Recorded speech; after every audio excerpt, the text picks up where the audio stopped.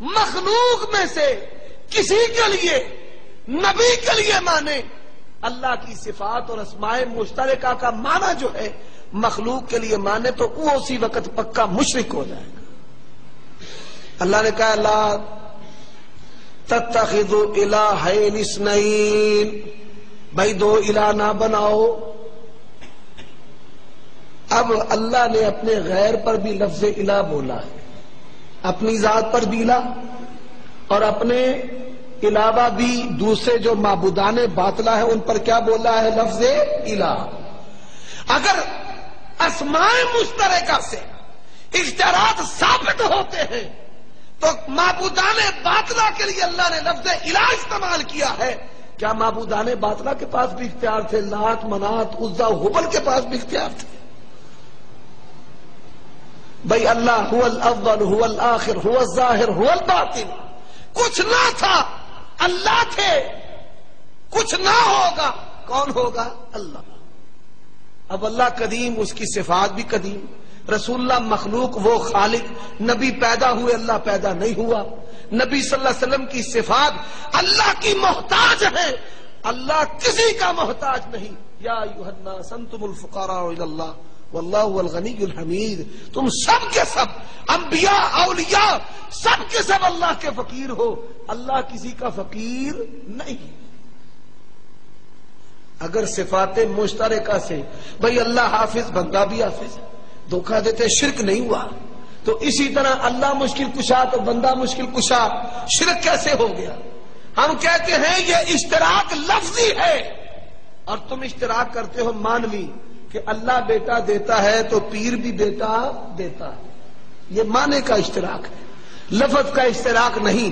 اور اگر لفظ کے اشتراک سے خدائی اختیارات مخلوق میں تم تقسیم کرو گے تو اللہ نے اپنے علاوہ معبودان باطلہ پر لفظ الہ بولا ہے، پھر ان کے لیے بھی اختیارات تم مان لو اپنی اس تقسیم سے۔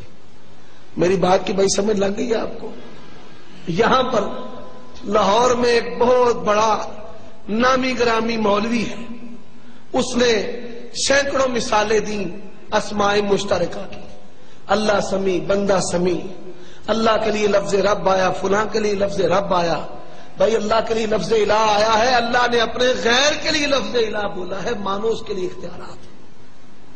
اب یہ اشتراک لفظی ہے کہ اللہ کی سماعت، اللہ کی بصارت جس طرح اس کی شان کے لائق ہے، اور مخلوق کی سماعت اور بصارت جس طرح اس کے لائق ہے۔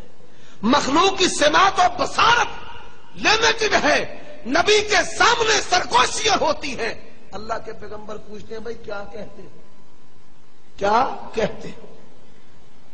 اگر رسول اللہ صلی اللہ علیہ وسلم کی سماعت، وائس فریکوینسی انلمیٹڈ ہے، غیر محدود ہے، تو اللہ کے پیغمبر صلی اللہ علیہ وسلم کے پاس زید بن ارقم آئے، کہنے لگے یہ جو عبداللہ بن ابی ہے نا، یہ کہتا ہے ہم عزت والے نعوذ باللہ محمد ذلیل کو نکال دیں۔ بلا لیا آ جاؤ بھائی۔ اس نے کہا واللہ باللہ، اللہ کی قسم آپ سچے نبی، ہم یہ بات کہہ سکتے ہیں؟ زید بن ارقم کو بلایا اور ڈانٹ دیا، خبردار آئندہ سے ایسی بات نہ کہو۔ مالک نے قرآن آسمان سے نازل کر دیا، اذا جاءك المنافقون قالوا نشهد، ہم گواہی دیتے ہیں کس بات کی؟ کہ آپ اللہ کے رسول ہیں۔ واللہ یشہد ان المنافقین لکاذبون، اللہ گواہی دیتا ہے کہ یہ جھوٹے ہیں۔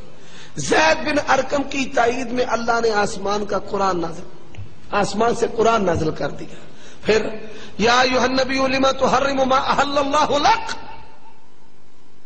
یا ایھا النبی لما تحرم ما احل اللہ لک، اللہ نے قرآن مجید میں ارشاد فرمایا ہے اگر آپ کی وائس فریکوینسی، قوت سماعت انلمیٹڈ تھی تو یہ باتیں آپ کے گھر میں ہوئی ہیں، تو گھر کی بات کو سننا تو آسان ہے، لیکن رسول اللہ صلی اللہ علیہ وسلم کو خبردار کس نے کیا ہے؟ اللہ نے کیا ہے۔ اب اگلی بات، نبی صلی اللہ علیہ وسلم کی سیرت کو دیکھ لیتے ہیں۔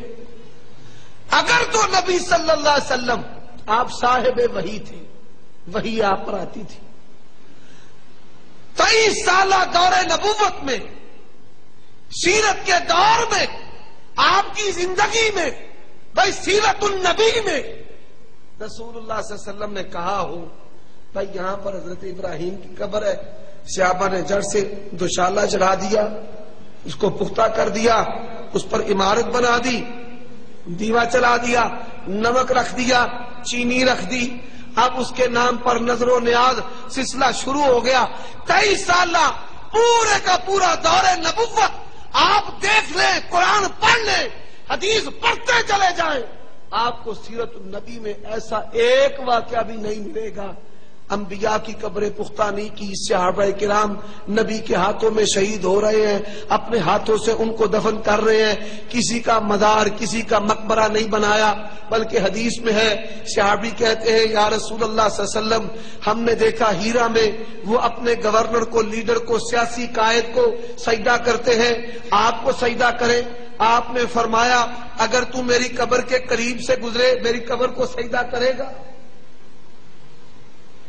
صحابی جواب دیتے ہیں نبی کی قبر ہے، نبی پوچھتا ہے کہ میری قبر کے قریب سے گزرے میری قبر کو تو سجدہ کرے گا؟ صحابی کہتے ہیں لا، اے اللہ کے پیغمبر میں آپ کی قبر کو سجدہ نہیں کروں گا۔ نبی نے محنت کی تھی تو اور توحید کی محنت کا ثمرہ کیا آیا؟ کیا ثمرہ ہے؟ نبی نے پوچھا میری قبر، امام الانبیاء کی قبر، میری قبر سے گزرے سجدہ کرے گا؟ کہتا نہیں کروں گا۔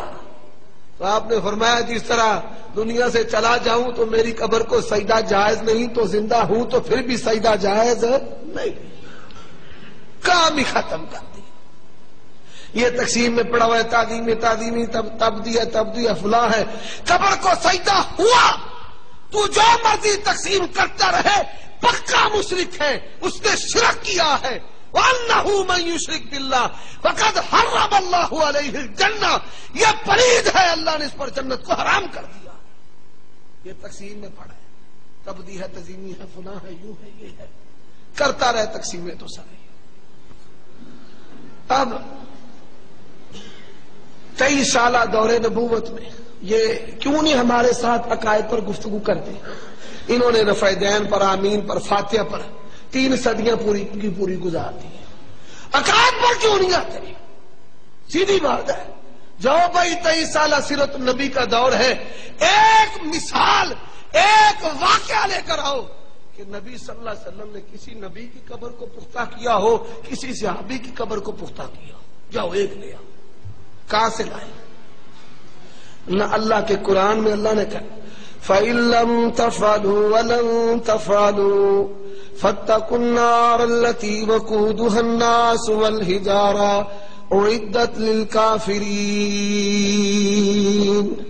نہ تم نے پہلے کیا نہ آئندہ تم کر سکو گے، ڈر جاؤ اس آگ سے جو ہم نے انکار کرنے والوں کے لیے تیار کی۔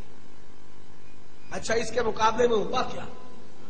حضرت علی رضی اللہ تعالیٰ عنہ کو کہا اے علی جائے جتنی قبریں زمین سے اونچی ہیں ان کو مسمار کر دیں۔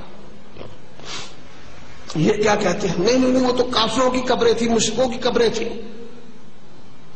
مصنف عبدالرزاق میں ہے، سیدنا علی کہتے ہیں رسول اللہ صلی اللہ علیہ وسلم نے بعثنی رسول اللہ صلی اللہ علیہ وسلم الی قبور المسلمین، نبی نے جب مجھے بھیجا تھا مسلمانوں کی قبروں کی طرف بھیجا تھا۔ مشرک بڑی بڑی اونچی قبریں بناتے تھے، انہوں نے دیکھ کر اسی طرح بنانا شروع کر دی۔ رسول اللہ صلی اللہ علیہ وآلہ وسلم نے کہا جاؤ علی یہ مسلمانوں کی قبریں ہیں جو زمین سے اونچی ہیں برابر کر دو، جو عمارتیں بنی ہیں گرا دو۔ اور مصنف عبدالرزاق میں ہے، مصنف ابن ابی شیبہ میں عثمان بن عفان داماد رسول سفر پر گئے، بیٹی فوت ہو گئی، جنازہ پڑا، دفنا دیا، قبر اونچی ہے، آئے بیٹی کی قبر پر دعا نہیں کی، کہتے ہیں یہ کیا ہے؟ پوچھنے والے کہتے ہیں حضرت کیا معاملہ ہوا؟ قبر زمین سے اونچی کیوں ہے؟ اس کو برابر کرو، میرے صاحب محمد الرسول